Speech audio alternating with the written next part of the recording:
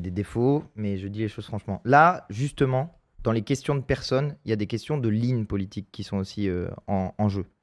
Et François Hollande, il faut voter pour lui et tout ça parce que c'est le candidat du nouveau Front Populaire. Mais après, il y a qui c'est qu'on choisit comme Premier ministre exactement. Ouais. Et faut pas biaiser, machin, etc. Parce qu'ils sont, sur la question du Premier ministre, c'est des questions de ligne et de stratégie politique qui sont en cause.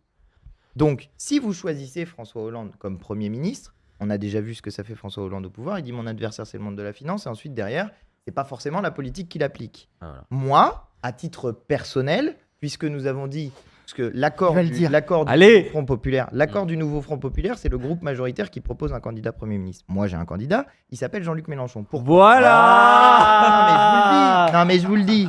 Pourquoi Non, mais reproche attendez. Le c'est vieux. c'est un truc hyper sérieux. Et je veux le dire aux gens qui nous écoutent pour réfléchir à ça. C'est que la signature de Jean-Luc Mélenchon sur un programme, c'est quelque chose qui vaut quelque chose. Jean-Luc Mélenchon, quand il dit reconnaissance immédiate de l'État palestinien, j'ai confiance en lui pour le faire. Oui. Quand il dit le SMIC à 1 600 €, j'ai confiance en lui pour le faire. Quand il dit j'abroge la réforme des retraites par décret, j'ai confiance en lui pour le faire.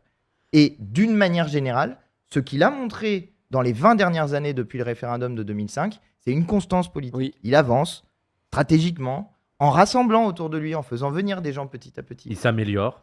Moi, justement, Oh. j'ai une question à En poser. tout cas, Vas-y. moi je pense, et c'est pour ça qu'il ne faut pas biaiser sur cette question-là, je pense que derrière les questions d'individus, et même si on n'est pas d'accord avec ce système-là, naninana, etc., derrière les questions d'individus pour ce poste-là, il y a une question en jeu qui est la question de qu'est-ce qu'on applique effectivement à la fin de l'ensemble des 140 mesures du programme, et est-ce qu'on le fait à la vitesse qu'on a dit. Et je termine juste sur ça. Et tout à l'heure, au tout début, je vous disais, ça ne marche pas si jamais il n'y a pas de mobilisation populaire.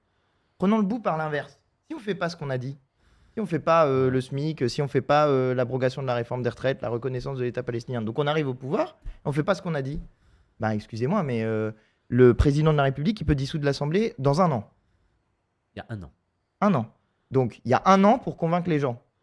Et si jamais on n'a pas convaincu en 1 an, alors il y a un risque énorme que Ouais. cette fois-ci, alors qu'on aura gagné les élections, ce soit les fascistes derrière. Bah Je oui. rappelle que ce qui s'est passé avec le Front Populaire en 1936, c'est qu'à l'issue de la période, les fascistes sont arrivés au pouvoir. Et ensuite, il a fallu les chasser par les urnes. Donc, moi, pour ce qui me concerne, je suis pour qu'on avance vite, fort, et qu'on obtienne des conquis sociaux dès le début. Est-ce que toi, parce que